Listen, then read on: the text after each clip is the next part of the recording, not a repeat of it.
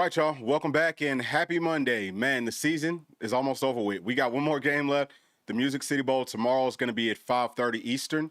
So if you're on Central Time, what is that? 4:30? Yeah, something like that. But it just feels like, I mean, like literally, and I know this is an overused term, but I really mean when I say it feels like it was just like a week or two ago that we're talking about preseason stuff, talking about summer camp or fall camp or any of that, really even spring practice. All of that stuff, man, it's crazy how fast all this stuff goes by. So we're gonna make the most of this game coming up tomorrow. We will be going live for a pregame show around 1 o'clock again Eastern time. Hopefully y'all can join us for that. I'm expecting that my cousin Shawnee Knox, y'all seen him on here previously, like months ago. I think he's going to be able to join us for it because I don't think that P will be able to. But we have a lot of things to break down and talk about today, just like with the Music City Bowl, with the matchup, and with the like implications on some things for us to watch as we transition into the off season, obviously with the transfer portal and looking forward to 2026. Excuse me, all that good stuff. But y'all please do us a favor, man, if y'all are in here, and make sure to like and subscribe because that keeps us growing. Really, really helps us out. Shouts out to our members. This is one right here. This is my dog, J-Pat, in here bright and early. Appreciate you, as always, bringing the energy, saying go big orange, F-U-G-A, every day, brother. I most definitely feel you when you say all those words, man. That's beautiful to me. That's music to my ears. But y'all can join us on Patreon as members by going to patreon.com/Blue Chip Breakdown. You can also join us here on YouTube by clicking on the join button just below this video. All right, so let me get to some more of these chats and see what everyone's talking about. So J-Pat following up with some more words of wisdom, saying y'all smack that like button. Thank you, bro. Let's see this one right here from another member, Humor Hub Podcast. What's going on, bro? Go Vols. And let me just try to get to a few more of these, and we will be very heavy in the chat. This one from Chuck saying, screw Illinois, go Rocky Top. Love it. This one is from Lamones. He's saying season went by in the blink of an eye for sure. Yeah, it most definitely did. That's just how it goes. Maybe I'm getting old. It feels like time is really starting to speed up. David Speaks is saying that tomorrow is the worst. The Music City Bowl is at 5:30 and Tennessee basketball plays at 8. Yeah, so I mean, by the time the basketball game starts, we'll be, winding down with the ball. I mean, you could look at it as a bad thing, but to me, I look at it as kind of like a positive. We got like a whole day of Tennessee sports, of Tennessee stuff for us to watch and talk about. And yeah, I feel like it's going to be fun. So this one's saying, let's go. And this one right here from Chuck saying, okay, boy, we stunk on D this season. What are we going to do tomorrow without Hood and Josephs? Yeah, man. So we'll definitely talk about all those things. But, and then this one, Patreon membership is a must, guys. Thank you so much for that, J-Pat. Okay, let's go ahead and start diving into it. The first thing that I want to look at is just with like the defensive staff at this point. I think we talked about this like a couple days ago, but we already know that Jim Knowles is going to be our DC. He is our DC moving forward. For the safeties, it sounds like Anthony Poindexter, so safeties coach for Penn State, sounds like he's coming. For Leos, potentially Andrew Jackson, also from Penn State. And then Rodney Garner, I think he's going to still be coaching the defensive line, just like he has for, since Coach Apple's been here. Sounds like he's going to end up finishing with our Tennessee Volunteers, so that's going to be beautiful. For linebackers, will Coach Inge, who's the interim defensive coordinator right now, will he get retained by Coach Knowles? I'm hoping that happens. What's going to happen for the corners? Is it going to be Coach E.T., who has been coaching corners, or is it going to be Coach Nez, who's coached cornerbacks previously, but coached safeties this past season? Who's going to go there? Can we hold on to both? I sure hope so. But Coach Inge and Coach E.T., like if you was to make like a checklist, we talked about Rodney Garner, wanted to hold on to him. Pretty much check that off. Inge, he's, Inge and E.T., you could say 1A, 1B, whatever. Want to be able to hold on to both of those guys as well. But we'll see what happens. Obviously, in this bowl game, Coach knows, and really, since he's been up on campus, he's not just looking at the players. He's looking at the coaching staff. He's looking at everything. And he's just trying to like get a feel for who he wants to hold on to and all of that good stuff. And I'm just curious to see, how does the defense play now that Coach Inge is taking over? Some of the players spoke up and said that he's simplifying things, dumbing it down. I think that's a good look for this game because Illinois' offense, it's not like super bland and all of that. I mean, they do a whole lot of RPO stuff. It's not overly simple, but it is going to be one of the more simple offenses that we faced. So we can be more simple on defense. But in this conference, you know what I'm saying? Like looking forward to next year. And if you look back at 2025, you had to be somewhat complicated because teams give you so many different looks. It's just drastically different from week to week. Arkansas is a team that I've talked so much about had to have a complicated scheme to be able to stop what they're doing. Unless you just got a whole bunch of juggernauts and you can be simple and you're just killing them up front. That's why the front means so much. But let's move forward, man. Let's talk about some more things. So these are the opt-outs. We also talked about this like a couple of days ago. Obviously, it's a much bigger list for us than it is for Illinois, but I don't think that anything's been added to this list for either team. But with the implications of all these veterans for Tennessee not playing, we know that some of the rookies, some of the younger guys, some of the underclassmen, they're going to have to play in this game. And Coach Knowles is going to be watching that very, very closely. Now, as we are transitioning to the next part of this is how I think the depth chart is going to look for our defense. We will start off talking about Tennessee's defense, and then we'll talk about the offense. But with our defense, y'all, this is about the way that I think the depth chart's probably going to look. It's a good thing that guys like Bryson Eason, guys like Don Bailey, Tyree West, right? Those guys are going to be playing, it sounds like, in this game. We need to have more veterans for sure. Like that is you want to have it in this game because Illinois is a physical football team. They're much more veteran-led. We'll take a look at the talent and all that type of stuff too. But come on down to star and then also look at cornerback. It's very short on depth. Obviously at star, we've got GMac. I don't know that we have anybody else that we have prepped to actually play in this game. There are some people who I think could do it, but I don't know that we've really even rotated anyone there. So there's been some talk of maybe running more of our 4-3 or 3-4 because I want to say that Coach James, when he was the defensive coordinator previously, his teams were more 3-4. Tennessee has the personnel to run either one of those. It really doesn't matter. We can actually run both. So I love us in our base. And when I say base, that's what I mean. Like the bigger personnels with more front seven guys and less secondary guys, right? So you just have 4 secondary players and you mix and match how the front looks. But I love us with that because we have guys who can get it done. But again, star, very, very shorthanded. At cornerback, Tyler Redmond, we all know that he's a stud. He's going to be fine. Then you got William Wright coming in. Hasn't played a whole lot of outside corner this season. I've said previously that if it was me, I would just move William Wright to star and let GMac play at outside corner because GMac is better at outside corner anyway. You know what I mean? I think he's kind of he was taking one for the team by playing at star for us, especially with how the whole situation over the course of the season. But William Wright, I think that he could get it done. Obviously, he's a veteran. I think he might be like a redshirt senior, something like that. He's played a whole lot of ball. Hasn't necessarily played a lot in, like key moments and things like that, but he has seen a whole lot of football on this level. I'm curious, how much is Trey Poteet going to play? Sounds like he will play a lot. That's something that we talk to our members about that. So y'all already know what might be going on there. But yeah, Trey Poteet is one that we definitely have to watch. I want to see Tim Merritt too.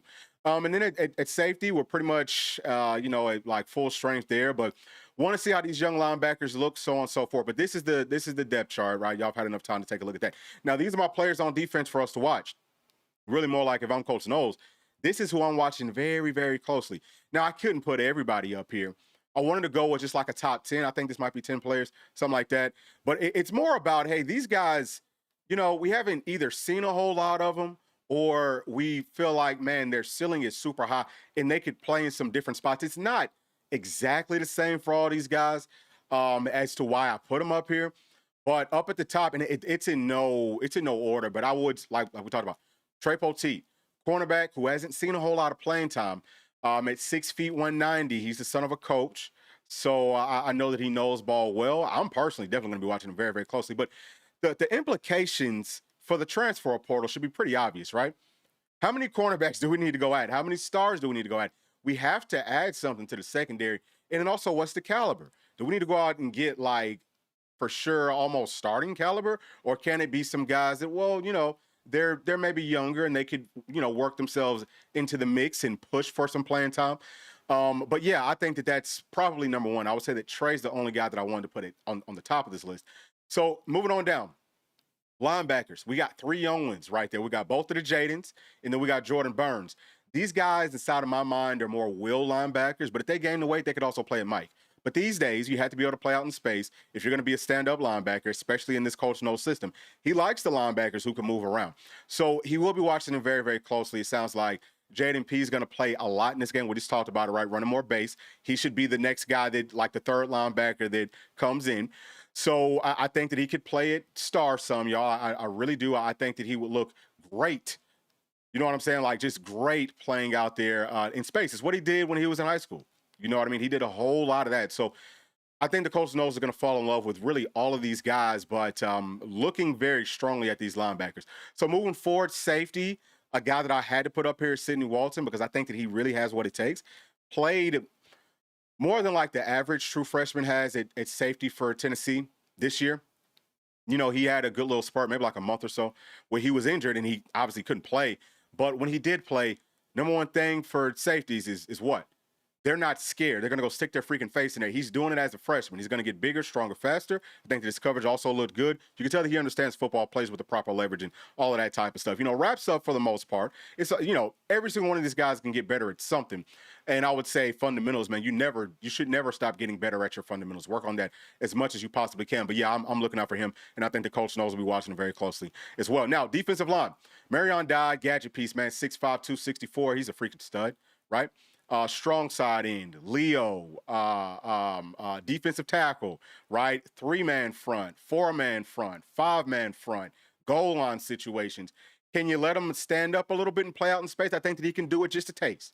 I think that he can do it just a taste. So he's a guy that I really wouldn't be shocked if maybe Coach Noel says, hey, Ings, listen, want to take a look at some of these guys in some different situations. Would you be willing to do that for me? I think the coach would definitely do it if he wants to stay with Tennessee, because then you kind of like get in with the new DC, right? But I would love to see, hey, do some different thing. Move some folks around. All right, then we got Caleb Herring and Jordan Ross at defensive end. Okay, 6'5", 245, both of those guys. Studs, both of them. Jordan Ross is on a totally different level, though. Jordan Ross is a guy that, as I said about James Pierce, I said, hey, as a rookie, I could see him, you know, being close to like double-digit sacks. For Jordan Ross, he's nowhere near the final product, but he could be the same sort of a just instant impact. I mean, 1,000,000%. He could play at Mike linebacker for you. He might be able to play at freaking will because he moves around like that. Like he's really good. But again, Caleb Herring is also very good. We have to see how do they look, because it feels like you know, maybe we're targeting some defensive ends, and I really don't know why we shouldn't have to. I mean, it's okay to go, but I don't think that we should have to overspend on defensive ends. That's my whole point. But those guys need to show up, and I think that they will. Joshua Josephs won't be playing, so they'll have a lot more reps. You know, I think that they want to try to prove a point. Okay, so moving forward, man, we got Ethan Utley. So Ethan Utley, man, defensive tackle, defensive end, very versatile. You know, I think that he could do a whole lot of really good things, very twitchy, really good pass rush. So he's a guy that I had to put up here. And then you got Tim Merritt as another cornerback, star, safety, all that. So yeah, those are the guys. Let me try to tap into the chat, man, because I see that we've got a lot of things coming in. There's a whole lot of conversations. I'm going to try to see if I can work through this. Just bear with me, y'all. Bear with me. Okay, so I see that we got a new member, man. That is huge. Let me come right there. Okay, right here, man. So Preston Cox, appreciate you for becoming a 3-star and a member of our YouTube channel. Let me play this. Let me play this clip for you, dog.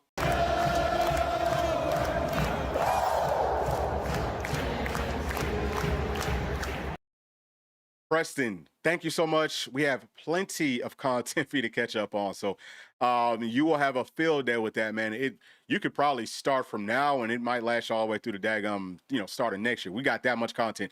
But very happy to have you, man. Appreciate it so much. So I'm going to tap back into this chat too, man. Let me see if I can get to some more people and just try to keep that going. Bear with me real quick. Okay. So let's see. What all have we missed? It looks like we missed a ton. So I think that the next one is from J-Pat. So he's saying, with Winningham going to Michigan, do I think that we can get Moa to come back to Tennessee, especially having those coming in, safeties a spot Moa can see himself at? Yeah, I don't know. I think that the thing with Moa is just that Utah sounded like they were spending about 7 figures on him. Tennessee was in the higher 6 figures, and we looked at Moa as more of like a luxury.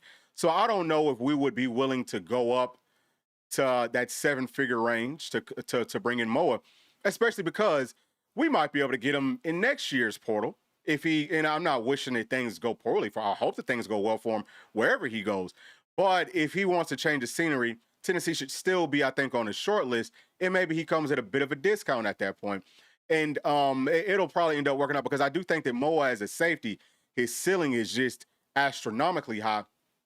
But would you rather go and get a veteran that's actually played in the Coach Noel system, or would you rather get Moa? Because I think that we could go and get him, but you're probably taking away from something. So that's just my take on it.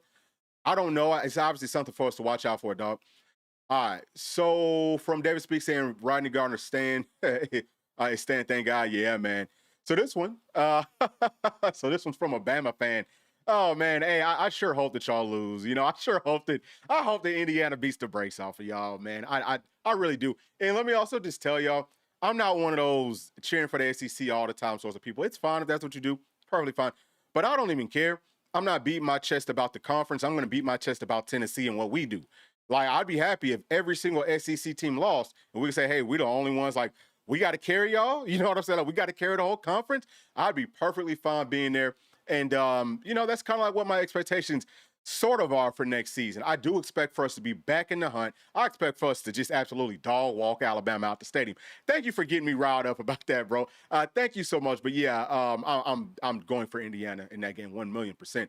All right, so David is also saying that Dylan Lewis or Caleb Beasley. Yeah, so Dylan Lewis is a guy. I don't know if I even talked about him, but Dylan Lewis is a guy that I would love to see more from. I don't know how much he's going to be able to play in this game, but I'm sure the coach Knowles has watched him, and he's got to love what he sees. He's such a tall, long-rangey guy coming from a championship program at Milton High School here in Georgia, where Tyler Redmond was his teammate. Those guys know ball, right? So, yeah, he's a guy that I would love to be able to hold on to. I would love for him to find a home like a real spot because he's moved around everywhere. He's played at corner, he's played at star, he's played at safe. Right now, I think he's playing more at safety, which I think he could do that too. But yeah, I think that Caleb Beasley also, he would be a good candidate to play at star. Okay, so this one from Cajun Vol, and y'all, we will be moving forward here in just a second. Just let me catch up on these chats. All right, so Cajun Vol saying that he grew up in Lake Charles. Okay, and he's had more than one friend asking me, is GMac worth going after for LSU quarterback? They need a long-term quarterback. Is that just my friends or something being spoken about? So I couldn't tell you if his name is really circulating out there in coaching circles. I really don't know. But I wouldn't be surprised if it was. And the reason that I say is because GMac is a baller. And we will actually take a look. Like, we're going to break down GMac. We're going to break him down inside of the film room just so that people can, put eyes back on him. But he really is special. And if he wanted to leave, y'all, he could leave. It's not a situation where people say, oh, well, this kid hasn't played. I know there's a lot of fans that think that about him. Well, he hasn't played, so he's not really worth it. But other people will see the value in him. Again, I can't speak to if that's just your friends or if that's, maybe, people in coaching circles, but I'm sure that it probably is some coaches. So this one from Humor Hub Podcast is No's going to be our DC this game. Now, so Inge is going to be the interim. So I don't know that Knowles will really have any input. I know that we talked about it, but I don't think it's going to be like a strong input or anything like that. Maybe if he wants to see some things, I'm sure the coach Inge will be willing to let him see some of those things. But everyone wants to win. So that's first and foremost. Like, we have to find a way to win this football game. Okay, let's go ahead and start to break this thing down, man. This is just our defense versus the Illinois offense. Y'all can see how the blue chips match up. We're obviously a lot more talented on paper. We're not taking out the opt-outs or any of that. But like I said previously, like, there's no need to do that just because it is such a huge talent gap. Now, they do have more veterans than Tennessee does. So a lot of our talent is young. So as we, y'all took a look for a long time at the players that I would say, hey, let's watch. But anyone else that you could think of, especially if they're younger or you think that they'll be back next season, just have like the mental note of who that is. And then think about, okay, they're going up against this veteran offense that maybe isn't like super high ceiling from like a talent perspective, but they've played a lot of ball. So it could be a really good challenge for those guys that, I think it's like a perfect situation for us as we transition into the offseason. Now, these are the stats of their offense versus our defense. You can see the strength of schedule from ESPN on top of both teams. ESPN thinks that Illinois played a tougher strength of schedule. I mean, look, it's okay because, it has no, bearing or impact on us in the playoffs this season because we didn't win enough ball games. But even still, moving forward, like, they need to have much better metrics than whatever ESPN's doing because that's way off, in my opinion. So y'all see, they're winning in every single category. If it's green, it means that they're winning. If it's red, it means that, whoever's losing. But they're winning in every single category except for rush. Rushing offense versus our rushing defense. It's going to be very, very critical that we can slow down their rushing offense. I don't think that it's not super versatile, y'all. Like, that's kind of like what I'm thinking. I think that they've got guys who have good size and stuff who can run the football. They're not a whole bunch of make you miss stuff, but they have a really good offensive line. Like, their offensive line, there's some body movers, there's some dogs, and they will be a very physical team. With it being colder, maybe favors them or whatever. But with Arion Carter not playing, how much of an impact does that make? I think that we'll probably end up being fine. The defensive line should look really, really good. So that's the main thing about being able to fit those runs up. Safety's got to come down. Don't be scared now. Get in there and go hit some daggone body. And for any player or family member of a player, I'm sure that the coaching staff's already told them, but make sure that we keep on talking about, bro, don't come out here sleepwalking because they're gonna clean you up. You know, like I'm telling you, these guys are going to play physical. I think that they want to prove a point about Big Ten versus SEC type stuff. I don't know that we are really beating our chest about that, but you don't want to get embarrassed. So yeah, that's the main thing that I'm looking at right there. And nothing that their offense does is like incredible, right? They do a good job of taking care of the football, but that's pretty much it. So last thing right here with the breakdown of our defense versus our offense is just like the overview. And actually, I'm gonna take myself out real quick so that y'all can see that top left with the offensive personnel. What that means, y'all, that top one at 60.6%, that's a one tight end set with 3 wide receivers. Typically, you want to run more nickel or dime or something versus more skilled players, right? Like you want to match speed with speed and size with size. So as they get into like the 12 and 13 personnel, where that's 2 tight ends and that's 3 tight ends, then we can run more of the base. But the question is, can we also run more of our base whenever they're spreading the field out with more speed? Like I said, with guys like Jaden P., you can most definitely do that. He's not going to have a problem. I'm not saying he's going to, come out and look like Deion Sanders in coverage, but like he's going to be, I think, just as good as GMac would be, playing at star. But yeah, this is where we maybe could run into a little bit of some difficulties with the very young, kind of like inexperienced secondary, right? Is that they will be challenged down the field some. And of course, there's going to be trick plays in this game. They're going to pull out all the stops. They're going to go for it on 4th down, so on and so forth. So the mindset of the entire defense has to be, hey, we got to stop them for 4 downs, not just 3. All right? Like, you got to be very dominant on 1st down now. Like, you want a negative play on 1st down to get them behind the sticks. You want to keep them where they don't want to go for it on 4th down. But just as far as how they run it, a lot of stuff right up the middle. That's what inside zone is at about 43%. Just like right up the middle. They do a lot of RPOs off of that. They could do some like option plays with the quarterback's legs off of that. I'm not too concerned about that personally. Now, pull lead, if you come down on that left side, so under the run stuff, on that left column at the very, very bottom right there, pull lead is something that Tennessee struggled versus. Like earlier in the year, we started to get better at it, but I do think that will be even better now. I think some of that was like a personnel issue. That's just my opinion. Now, folks talk about setting a good, strong edge. Pull lead means that you have lead, like offensive linemen, as lead blockers going to the edge. Now, our defensive ends aren't always edge setters. Sometimes they need to spill, which means that they will like attack more to the inside and try to get the ball carrier to spill to the outside. And then you've got your linebackers, you've got your stars, and you've got your safeties or corners who are there to clean that up. So also understand that. I know that some people just like, well, hey, why are the guys getting outside of our defensive ends? They're not setting the edge. But with modern football, that's not always what they're actually do. Either way, I think that we're playing it a lot better now. So that'll be interesting as well. As far as like their routes, this is just the routes that they run the most. Whole lot of vertical stuff. So that's fades, flies, posts, corners, all that. Anything that goes vertical.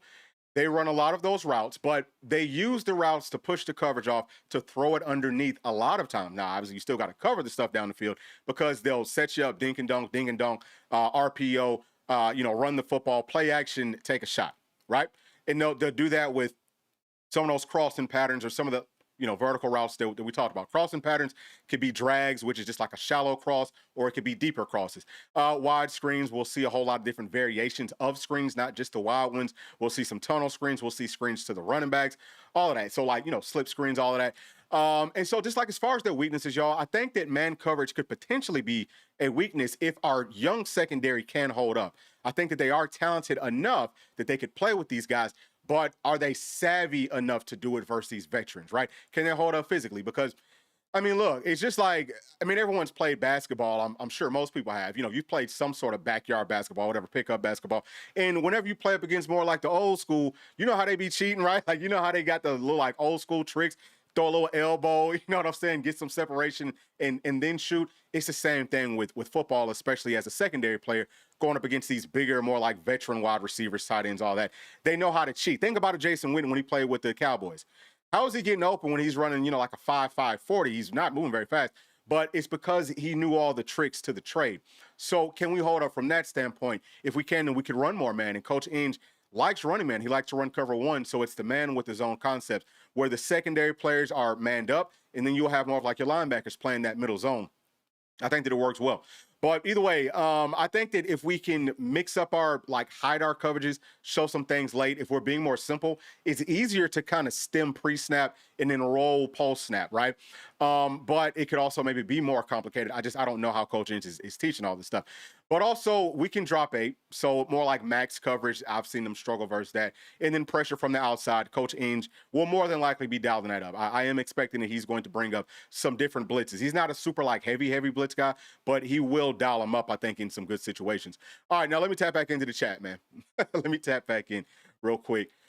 So this one, let me get it up. All right, there we go. This one's from JPad saying that he hasn't heard anything about GMac wanting to deal with Kiffin always needing the spotlight. GMac is too humble to go play for Lane Cajun. Yeah, I mean, I don't know what GMac wants to do.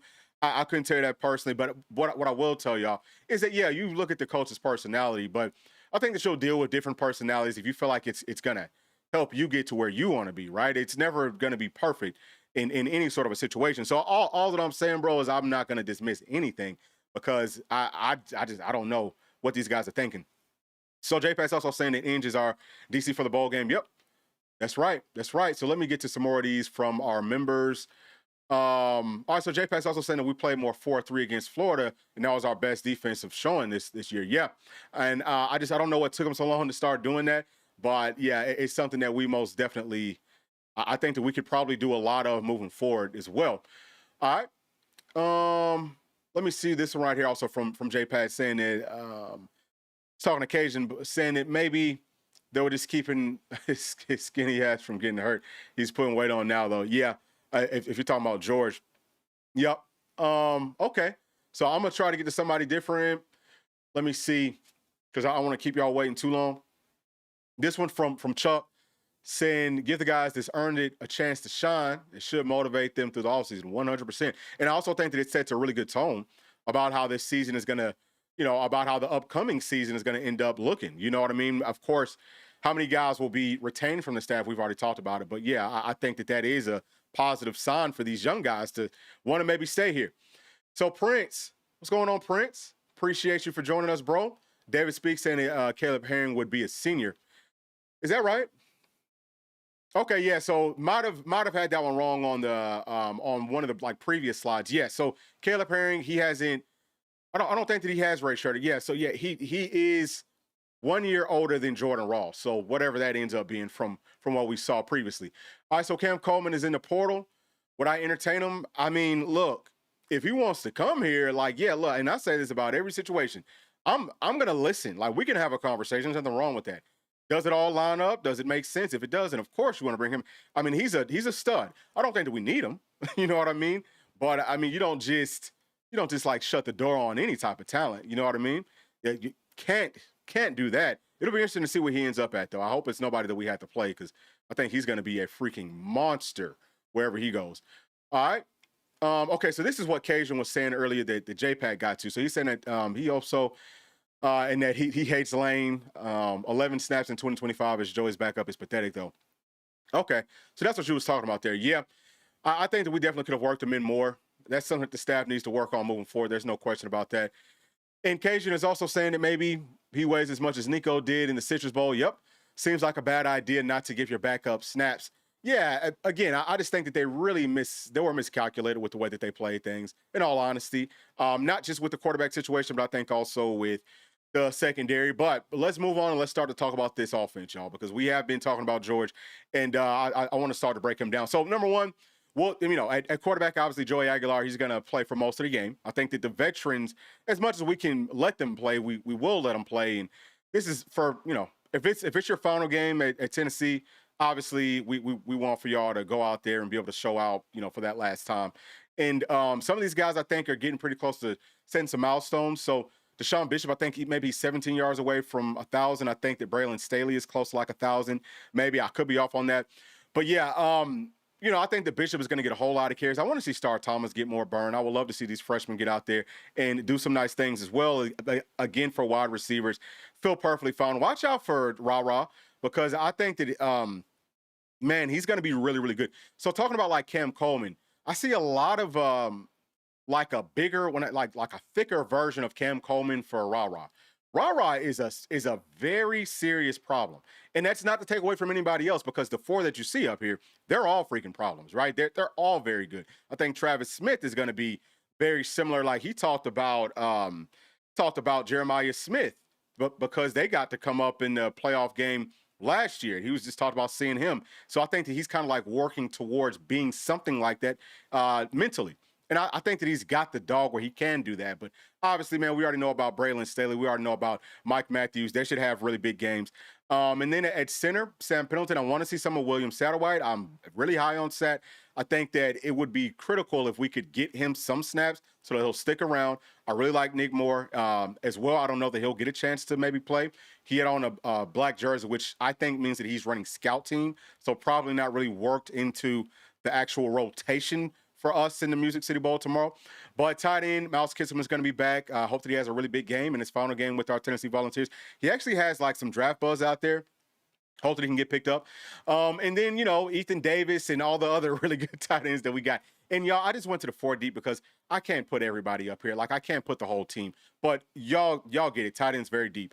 Offensive tackle, Lance Hurd sounds like he is going to play at left tackle. I hope that he comes back next season. But if he doesn't, I wish him very well as an NFL player. I think he is an NFL player. If you take the time, man, if y'all go and check this thing out right here, man, if y'all go to patreon.com/SEC All 22 film, y'all can see the All 22 of all of our players, right? In every game that we played in this season, pay attention to how dominant and how physically like bullyish Lance Hurd is. He's a freaking problem. It's still at the discounted rate. That's going away very, very shortly. This might be the last video that we put out, y'all, where, we're talking about patreon.com/SEC All 22 film, that you could still get into the discounted rate and you're grandfathered in as long as you keep it. But also, obviously, y'all can look at the transfer portal target, so on and so forth. But Lance Hurd is a lot better than I think some people realize. So I hope that he does come back and turn himself into the first-round draft pick that I think that he should be. And then, you got David Sanders. Want to see some of Bennett Warren. Jeremiah Hurd probably won't go, but I want to hold on to him for next season. And then at guard, Jesse Perry, Shem Umarov, Max Anderson. Those are the three that I could very easily see getting some reps, some snaps in this game. But, I want all those guys, obviously, to come back for us next season as well. Okay, so let's move forward, right? I actually, you know what? I'll tell you what. We're going to talk about this right here briefly, and then we're going to come right back to it. But I did just want to bring this back up for anyone who has not seen it. Because up at the top, we have Brendan Sorsby. I think that just for like Tennessee's portal big board, he'd be up at the top. It does sound like things have gone quiet right there. I don't know what that means at this point, but I still feel like he's the only guy that Tennessee would bring in that's like starting caliber. I could be totally wrong on that, but that's just how I feel. And the reason for it is because I think that George McIntyre is going to be good enough. I think he's going to be able to get things done. So I want for people to maybe start getting used to the idea of GMac being our starter. So for 2026. So with that being said, let's pull up these clips from him in the orange and white game. So whenever you're looking at GMac, first and foremost, these are all of his, throws. These are all of his, runs and all that, again, from the orange and white game. But he's very quick with his processing. Everything that he does is very, very quick. He can move. He is mobile. Let's look at this one here. All right, so play action, looking down the field. Okay, nothing's there. Uses his legs, runs to the open space. We need a whole lot more of that. You know what I'm saying? Just be able to take care of the football, whether that's you running it, whether that's you throwing the football out of bounds. We'll see that over and over and over again. Now here, steps up into the pocket. Look at this dot. Boom. Drops it right into the corner. That was gorgeous. So next drive, that's, something that we just schemed open. Obviously, very, very accurate. He has a beautiful throwing motion. His mechanics are gorgeous. Look at him there. Steps up into the pocket. Things aren't there. That's fine. Throw it out of bounds. Now, I'm not saying that everything here is perfect, but this is like way, way, way back. You know what I'm saying? Like he has grown exponentially since what we're looking at right here. Look at the soft touch there. Throwing it over someone's head, doesn't panic. I think he's going to see some pressure on this one. So pressure starts to get there, backs away, extend, throw it away. Right? He's outside of the pocket. Throw it away. Don't throw it in the coverage. Throw it out of bounds. Here, that's Jordan Ross rushing off of the edge on that left side versus Trevor Duncan, who I think was on his way, man. Trevor Duncan was going to be a problem. But, he's able to kind of step up into the pocket, do some things there. That's Jordan Ross chasing him. I mean, that's a freaking stud but he does have good enough speed where he can get out of certain things. Like you're kind of seeing it here. Now, obviously, in the orange and white game, we all know that it's not live, especially for the quarterback, but just look at the operational things, right? And we're going to go through all of his, pretty much snaps where he's actually doing something. Here, beautiful job on that drag, easy operation. Here, same thing, kind of gets outside of the pocket. Very nice and smooth, beautiful touch. Okay, what do we got here? Spreading things out pretty wide. 3-step drop, throwing it to like that slant or drag, whatever. Wasn't super accurate, but also wasn't throwing in a horrible spot. Here, gets outside the pocket, keeps his eyes down the field. Oh, y'all not going to stop me. I'm just going to take a quick, easy, whatever, first down, 5-6 yards. Easy. And then here, kind of like a sprint out, get him working on half of the field, dump it off, let your playmakers make plays. You know what I'm saying? So it's just about keeping us rolling. Some of the stuff, big time throws like this one. Look at this, rah-rah, one-handed on the sideline, toe tap, get it in there, baby. I'm very excited about that connection for next season. Here, just showing some of his legs and like a read option situation is something that we could have done a lot more of this season, is to keep the defense honest, in our running game situations and all of that. But that's pretty much it, right? Want to just go through all that real quick so that people could, again, just put eyes on what George McIntyre is capable of doing. He's grown exponentially since what we just watched, but it's just about being able to manage a football game, which I think that he could do at a really high level, and I think that he can make those maybe 3 to 4 sorts of big throws in a game if we need him to. But if you build around George McIntyre, I think that Tennessee will be in a perfectly fine sort of a situation to make it back to the college football playoffs. Now, those are just my thoughts very early on. We'll see what does the staff want to do. But I did want to bring this up as we're kind of like looking at the big board for this portal. So we've also talked about defensive end Chaz Coleman, right? Is he a guy that we still want to swing big for? I don't know, probably. But will we actually be able to get him? I don't know that either. But I feel like we don't really need him. We got plenty of guys up front as long as we hold on to Jordan Ross and Caleb Herring. I think we'll be fine. So safety, we've talked about the situation at safety. Got to go get some veterans, especially if they played in this Coach Knowles system. Cornerback, you're seeing some starting caliber cornerbacks up here. How many of those guys do we have to target based off of what Trey and Tim do in the game tomorrow? Linebacker, there's a couple of options. We're only looking at one right here, but he's really good. Sounds like he's going to be visiting us hopefully as soon as the portal opens up, basically. So, running back. It's something that P and I talked about last night because we did a podcast for all of our members. So we talked about running back. Hey, these guys like a Hollywood Smothers, he's good, really good, but can we go and get a guy that could get the short yardage? Because we need that. Justin Baker right now is the best I think that we have at that, and P said it perfectly. He might actually even be our fastest running back as our biggest running back, but you need somebody for like the playoff situations when it's 3rd and short, right? 4th and short. And it's a really good defensive front, and they've got really good playmakers on the outside that can man up, and they're not afraid to stack the box. And everyone knows that all you need is like a couple of feet, but you got to be able to go and get those couple of feet. And the running back's going to meet a linebacker that could potentially be unblocked inside of the hole at 6'4", 240 that's going on to the NFL after that season ends. How comfortable do you feel that a guy that's not like 220 can fall forward in that situation? That's what I'm talking about. Like, that's why you need those guys. So we've already got enough, I think, of the smaller players. Go and get somebody that's freaking bigger. That's just the way that I look at it. Something else that we talked about last night on the podcast was whenever these guys do come in to visit us, because it sounds like Hollywood Smothers probably going to be visiting Keaton Thomas. He's another one that's probably going to be visiting. Whenever they come in, okay, well, listen, we're going to go through, show you everything. And then at the end of the visit, we got a contract for you to sign. And if you don't sign it, then we're moving on. We can't do what we did last season where we let these guys leave and weigh out all their options. Nah, bro, you're going to come up here and you're going to sign this paperwork or we're moving on. It's got to work like that from this point forward, because we missed out on so many guys that visited us. And in a lot of the situations, it still ended up working out. But we missed out on so many guys that visited us and we let them go on somewhere else without them signing prior to leaving campus. And it just, we can't do that anymore. All right. So let me tap back into the chat real quick. All right. So J-Pass saying that the Gumps are going down. That's a fact. And J-Pass also saying he wants to see Campbell playing in this bowl game. Oh, yeah. I mean, he's definitely going to play, and I think he's going to play well. And I didn't have him up there previously just because I think that he's a defensive tackle. It's pretty obvious that he's a stud. So there's no need to, you can watch him walking around. Oh, yeah. And it's not like some of the other ones aren't like that. But for me, some of those guys, either you haven't really seen them play or you need to see where could they fit best into our new scheme if your coach knows. But I think that it's pretty obvious that Campbell is a guy. Listen, he could play either like whatever sort of a technique defensive tackle wise, maybe outside of like a zero, unless you absolutely had to, just because he's not that big. But it's pretty obvious, right? So I wanted to make sure that I did clear that up. All right, so this one from Joe saying that this year is a bust. Please play GMac enough to see what he can actually do. Love Joey, but we have to look at next year.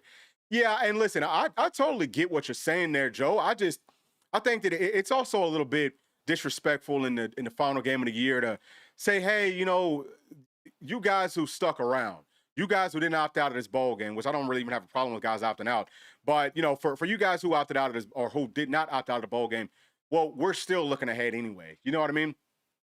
So I think that Joey's earned the right to have one more showing. And shoot, Joey might be back for next year. We don't know. I mean, I don't think that he will be, but it's possible that he is. They should have done a better job with George and played him earlier. That's on a.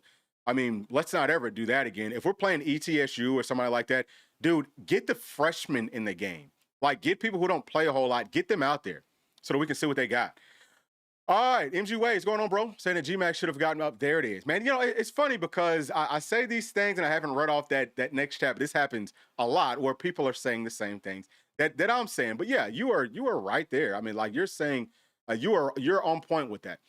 All right, so this one's saying that I think Nico can take hits better than GMac. I don't know what I'm basing that on. Yeah, I think that it's just off of how he looks, right? But I said the same thing about Nico last year because it was just like a common thing. People are like, oh well, he's just too skinny, and I don't mean to. I think a lot of times people who say that, I'm curious, like how much football have they played, right? Because you see skinny guys playing football all the time, and what you begin to like learn with football, it's not always just about the size. Like football is a lot about heart, and some people are just wiry and they're just strong. And one of the people that I always point to is Eric Berry. If y'all have ever seen Eric Berry face to face, bro, like he's not really big. You know what I'm saying? Like he looks pretty, I would say like slender, at least when he was in college. But he was like a buck 95. So you knew that he had you knew that he had the proper weight, right? But I'm just saying, dog, like if you're a dog, you're just a dog. I think that George is a lot stronger than he looks. And that happens a lot with people who are taller. Like when people are tall and they're long, I don't know exactly what I don't know exactly what it is because I'm not like a scientist, but there's something about that they're stronger than they look. So yeah, I don't know that I don't think that George is in like I'm not too worried about him getting hurt in all honesty. I want him to gain weight so that he can break tackles. It's kind of like more of that, if all of that makes sense. Okay, so let me get to MG Way. MG Way is also saying he doesn't really want to see another Kitzelman drop. Late Ethan Davis, another man. It's funny because there are several people who are like, man, like let's just move on and see what these young guys got. And I do feel y'all, but I'm hoping that the older guys will just have a good final showing for us.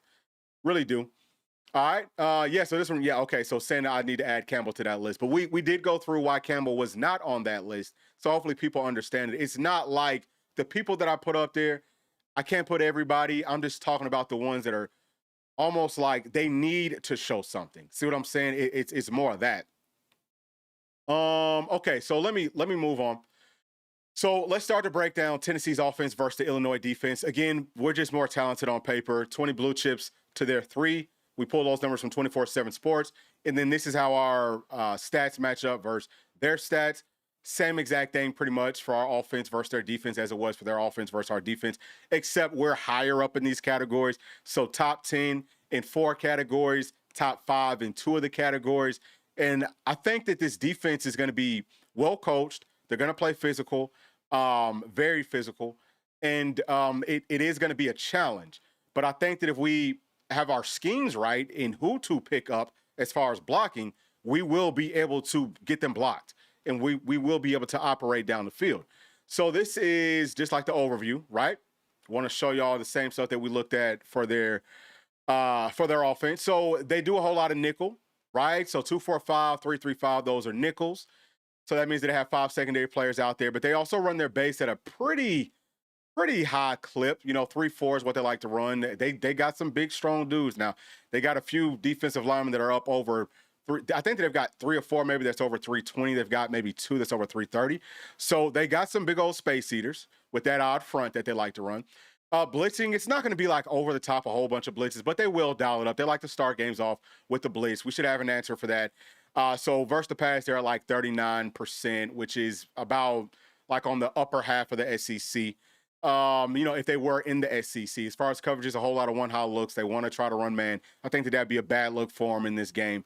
I don't think that there's really anything we have to worry about as far as their coverages. It's more about with their front and being able to get them picked up. They're going to struggle versus offenses. They spread you out. Tennessee's really good at doing that. They're going to struggle versus outside runs, especially outside zone. Pull lead would also work well versus them. Quarterbacks who can move around, misdirection type stuff, so maybe like some options that come off of like a fake jet sweep or, any of that, like that type of stuff. Get them moving in the wrong direction because they're not the best athletes. They're not terrible now. They do have some good ones, but it ain't like it's not like SEC. You know what I'm saying? It's really, really not. But yeah, that's pretty much what it is. You know what I mean? So I think that we're gonna have a really good game plan for this one, and we do a good job like having so much time to be able to game plan. We do a great job, y'all. I mean, just think about it. Whenever we have plenty of time to get ready for some of these matchups, especially this year, man, like we just come out on fire, So I think that we'll be able to put up points.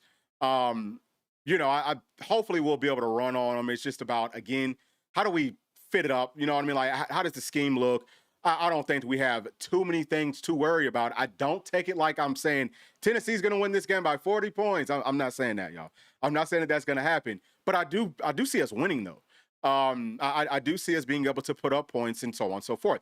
But that's just me. And of course, we will be talking about it some more tomorrow. Now, let me tap back into the chat. Let me see what people are talking about. So this one right here from Charles is saying that Rod Jackson is going to be an issue next year. Yeah, I think he's going to be an issue in this game. I can almost guarantee you that. We need to try to force the football to him. All right, so Cajun Vol saying that he's excited to see David Sanders in year 2. Oh, my goodness, man. Oh, my goodness. Yeah, I mean, I am too. I'm excited to see this offensive line coming back with just like to potentially have your starting 5 offensive line come back. Just think about what that means. Like and with all the talent, it's going to be insane, y'all. I really am looking forward to next season. We got a long off season though. Okay, so cool, man. Make sure that you get it loud in there for us. Maybe take some pictures and maybe you could share what it's on, like on IG or something. Or you could be a member on our Patreon. You could share it there. Like on Patreon, we've got a free membership. And y'all can interact with us there. Again, that's patreon.com/Blue Chip Breakdown. Ainge runs mostly based from Washington. So hold on, my bad. So when he was at Washington, I could be off on those numbers, but I don't think he was running mostly base. I think he was running, it was 2-4-5 and then it was 3-3-5. Actually very similar to what y'all are seeing here. I think that his numbers were probably very similar to this. Now, his base could have been just like a little bit more. Now, I don't know if you mean base nickel, because sometimes whenever I say base, people think of a base nickel. I'm talking about like a base with 4 secondary players, not with 5. So that's a different sort of base. But yeah, I could definitely see him wanting to run more base. Like typically guys who, guys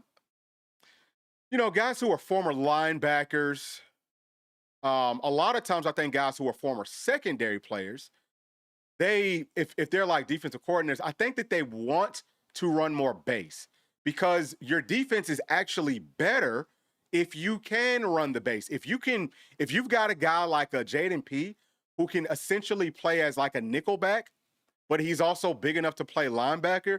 Well, obviously the bigger, faster, and stronger that you are, the better your defense is going to end up being.